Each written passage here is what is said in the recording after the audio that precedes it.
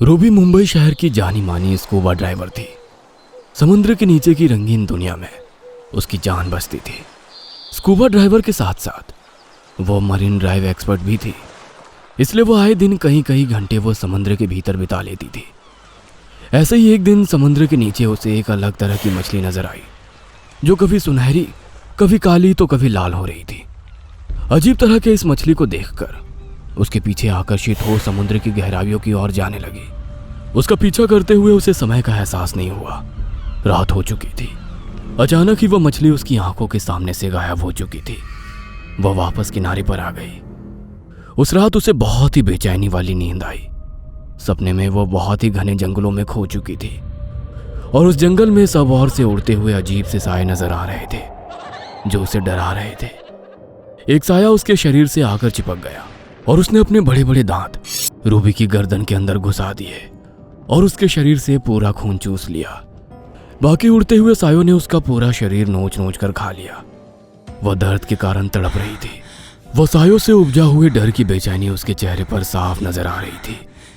पूरा चेहरा पसीने से भीगा हुआ था। इतना डरावना स्वप्न देखने के बाद वह अचानक से जाग उठी। उसकी धड़कन और तेज चलती हुई सांसों की जुगलबंदी सुनसान रात में साफ सुनाई दे रही थी। तभी उसके मोबाइल पर अलार्म बज गया। हालांकि वो जाग चुकी थी, लेकिन अलार्म बजा तो उसकी जान में जान आ गई कि वो मात्र एक बुरा स्वप्न था। वह बिस्तर से तुरंत उठी और उसने अलार्म बंद कर पास ही पड़ी पानी की बोतल उठाई और पूरी की पूरी अपने हलक के नीचे उतार दी। अभी भी उसकी दिल की धड़कन तेजी चल रही थी। कितना डरावना सपना था। आज के पहले तो कभी इस तरह का कोई सपना नहीं देखा, फिर आज क्यों ऐसा लगा साक्षात मौत से साक्षात्कार हुआ है, वो भी स्वप्न में। यदि हकीकत में ऐसा होता तो क्या ही होता। सोचते हुए भी वो पसीना पसीना हो रही थी। तभी उसके मोबाइल में एक मैसेज आया। उसने देखा तो मुंबई से 100 किलोमीटर दूर एक सुनसान बीच के पास समुद्र तट पर कई सारी मरी हुई मछलियां मिली है। उन पर रिसर्च कर उन्हें मरने का कारण जानना है। पहले तो वो डरावना सपना और अब ये बुरी खबर। ना जाने आज का दिन और क्या क्या दिखाने वाला है।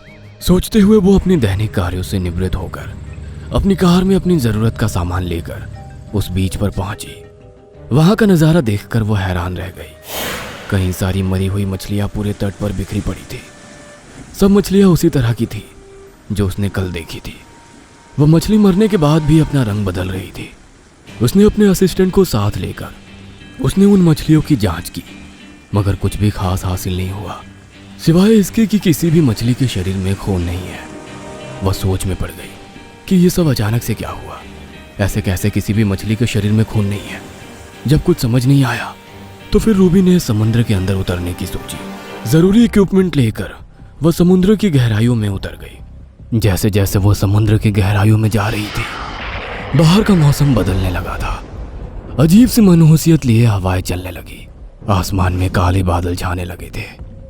उन काले बादलों ने देखते ही देखते चमकते हुए सूर्य को ढक दिया। जब मौसम बिगड़ने लगा तो सब लोगों ने रूबी को समुद्र में उतरने के लिए मना कर दिया, मगर अपनी धुन में रूबी समुद्र की गहराइयों में उतरती जा रही थी।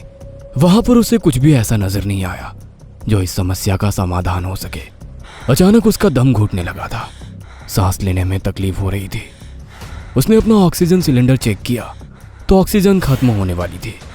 वो हैरान थी कि जो ऑक्सीजन सिलेंडर 12 घंटे तक काम करता है, आज 2 घंटे में ही खत्म कैसे हो गया। शायद कोई टेक्निकल प्रॉब्लम होगी। ये सोचकर समुद्र की गहराइयों से वापस ऊपर आने लगी, मगर उसका शरीर साथ नहीं दे रहा था। उसे देखने में परेशानी हो रही थी। तैरते तैरते वो अचानक एक आइलैंड पर पहुंच गई। अब वो थोड़ी सी रिलैक्स हो गई थी। अब उसे केवल खुद को सुरक्षित रखने के लिए तट पर खड़ी उसकी टीम को सिग्नल देने थे, मगर उसके कोई भी सेफ्टी इक्विपमेंट्स काम नहीं कर रहे थे। उसने एक नज़र उस आइलैंड को देखा। पूरा आइलैंड घने जंगलों से घिरा हुआ था। समुद्र में रहते हुए पूरे 8 साल हो गए हैं, मगर इस आइलैंड के बारे में तो मुझे कभी पता ही नहीं था, ना ही किसी मैप में देखा। अचानक से ये आइलैंड कहाँ से आ गया? रूबी सोच ही रही थी कि तेज आंधियां चलने लगी और बारिश शुरू हो गई थी। घने काले बादलों और सूर्यास्त का समय होने के कारण पूरे आइलैंड पर अंधेरा होने लगा था। उसने घड़ी की ओर देखा तो शाम के 7 बज रहे थे। देखते ही देखते अंधेरा हो गया। उसने अपने मोबाइल की लाइट ऑन की। ऐसा पहली बार नहीं हुआ था। पहले भी 1-2 बार वो ऐसे ही समुद्र के बीच आइलैंड पर फंस चुकी थी। फिर उसके साथी उसे मदद करने पहुंच जाते थे। वह आज भी मदद का इंतजार कर रही थी। तभी उसे अजीब अजीब सी आवाज़ सुनाई देने लगी और साथ में ही किसी के रोने की आवाज़ आ रही थी। वो उस आवाज़ की ओर बढ़ने लगी, मगर अंधेरे की वजह से कुछ नज़र नहीं आ रहा था। वह धीरे धीरे घने जंगल के अंदर जाने लगी, मगर उसे कुछ भी नज़र नहीं आ रहा था। रोने की आवाज़ और तेज़ होती जा रही थी। तभी उसे दूर एक रोशनी नजर आई। उसे लगा शायद यहाँ पर मदद मिल सकती है। वह रोशनी की दिशा में बढ़ने लगी। घने जंगल में केवल किसी के रोने की आवाज़ और उसके पैरों के पद छाप के अलावा कुछ भी सुनाई नहीं दे रहा था। वह कुछ दूर चली ही थी कि एक काले रंग का अजीब सा जानवर उसके ऊपर झपटा, जिसका चेहरा बिल्ली की तरह था और शरीर कुत्ते की तरह। उसने एक झटके में ही रूबी का चेहरा बुरी तरह से नोच दिया। रूबी की चीख निकल गई। उसने एक झटके से उसे खुद से अलग कर दिया और खुद भागते हुए उस रोशनी की ओर बढ़ने लगी। वह अजीब सा जानवर अपना रूप बदलकर रूबी के पीछे भागने लगा। अब वो जानवर एक खौफनाक चुड़ैल में बदल चुका था। उसके मुंह में अभी भी रूबी के चेहरे का मांस लटक रहा था, जिसमें से खून भी टपक रहा था। उसने अपनी बड़ी सी जीभ से उस मांस के टुकड़े को निगल लिया। अंधेरे जंगल में उसकी 2 लाल स्याह आंखें इस तरह चमक रही थी मानो आंखें नहीं अंगारे हो। रूबी ने पलटकर उस और भी नहीं देखा। वह भागते हुए उस रोशनी की ओर बढ़ रही थी। वह जितना उस रोशनी की तरफ जा रही थी, रोशनी उससे उतनी ही दूर चली जा रही थी। वह थक कर एक पेड़ के नीचे सुस्ताने के लिए बैठ गई। थकान के कारण उसकी आंखें बंद हो गई थी। तभी उसे अपने चेहरे पर पानी की बूंदें महसूस हुई। उसने आंखें खोलकर पानी को हाथ लगाया तो वो पानी नहीं बल्कि कुछ चिपचिपा सा पदार्थ था। उसे लगा पेड़ से कुछ टपका होगा। उसने पेड़ की ओर ऊपर देखा तो उसकी चीख निकल गई। वही अजीब सा काला जानवर किसी दूसरे जानवर को खा रहा था। उसके चेहरे पर उसी जानवर का रक्त गिरा था। जानवर का शरीर पूरी तरह से सड़ा गला हुआ था। उसके शरीर की बदबू असहनीय हो रही थी। वह तुरंत वहां से भागकर निकल गई। अब वो रोशनी और तेज हो गई थी। उसे लगा वो उस रोशनी के करीब पहुंच गई है। उसे खुद के बचने की उम्मीद जगी। वह भागते हुए उस रोशनी के करीब पहुंच गई थी। दिन भर की थकान और रात का डरावना मंजर देखकर उसकी हालत बहुत खराब हो चुकी थी।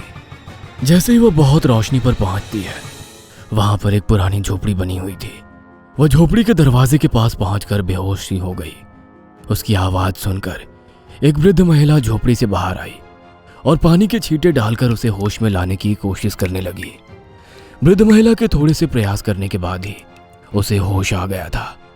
उसने उस वृद्ध महिला को देखा तो धीमी आवाज में बोली, पानी चाहिए मुझे, पानी। उसकी आवाज सुनकर वो वृद्ध महिला जोर जोर से हंसने लगी। यहाँ चारों तरफ ही पानी है और तुम पानी मांग रही हो। ये लो पानी। कहते हुए उस महिला ने एक गिलास उसकी ओर बढ़ा दिया। जैसे ही उसने पानी को पिया, वह पानी नहीं बल्कि खून था। उसने तुरंत उल्टी कर दी। उसकी हालत और भी खराब हो गई थी, मगर वो महिला अभी भी लगातार हंस रही थी। उसे इस तरह हंसते हुए देख रूबी को बहुत ही अजीब सा लग रहा था, मगर वो कुछ नहीं बोल पाई क्योंकि उसकी हालत बहुत ही खराब हो चुकी थी। वह सोच में पड़ गई। इस सुनसान आइलैंड के इन घने जंगलों में ये बुजुर्ग महिला क्या कर रही है? वह कुछ पूछ पाती, उसके पहले ही वो महिला हंसते हुए रुक गई। तुम्हारे मन में बहुत सारे सवाल होंगे कि मैं यहाँ पर क्या कर रही हूँ। ये आइलैंड श्रापित है। मैं पिछले 500 सालों से इस आइलैंड पर हूँ। यहाँ पर आने वाला कोई भी जिंदा नहीं बचता। यदि कोई बच जाता है तो मैं उसे जिंदा नहीं छोड़ती हूँ। वो भी मेरे साथ पिशाच बन जाता है। अब तुम्हारी बारी। कहते हुए वो बुजुर्ग महिला जैसे ही रूबी की ओर बढ़ने लगी, रूबी डरकर पीछे होने लगी। जाने दो मुझे। मैंने किसी का क्या बिगाड़ा है? यहाँ पर क्यों बुलाया गया मुझे? कल यही सब कुछ मैंने अपने सपने में देखा था और अब ये सपना है या हकीकत? कुछ भी समझ नहीं आ रहा है। मुझे जाने दो। तुम हमारी दुनिया में बहुत दखल अंदाजी करती हो ना। तुमने मेरा पीछा करने की कोशिश की थी ना। लो, मैंने ही तुम्हें अपना राज बता दिया। हाँ। कहते हुए वो महिला एक बुरी चुड़ैल में बदल गई। उसे देख रूबी तेजी से भागने लगी। भागते भागते रूबी बेहोश हो गई थी। अगले दिन जब सुबह हुई, सूरज की रोशनी रूबी के चेहरे पर आई तो उसे होश आया। वो एक पेड़ के ऊपर बैठी हुई थी।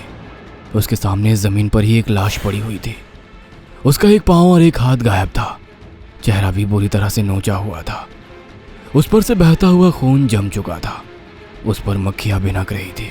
पेड़ से उतरकर जब रूबी ने उस लाश के करीब जाकर देखा तो उसकी चीख निकल गई। वो लाश किसी और की नहीं बल्कि खुद रूबी की ही थी।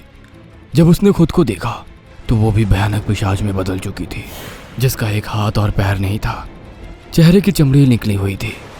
अब उसी पेड़ पर बैठकर और खतरनाक आइलैंड पर आने वाले नए मेहमान का इंतजार करने लगी।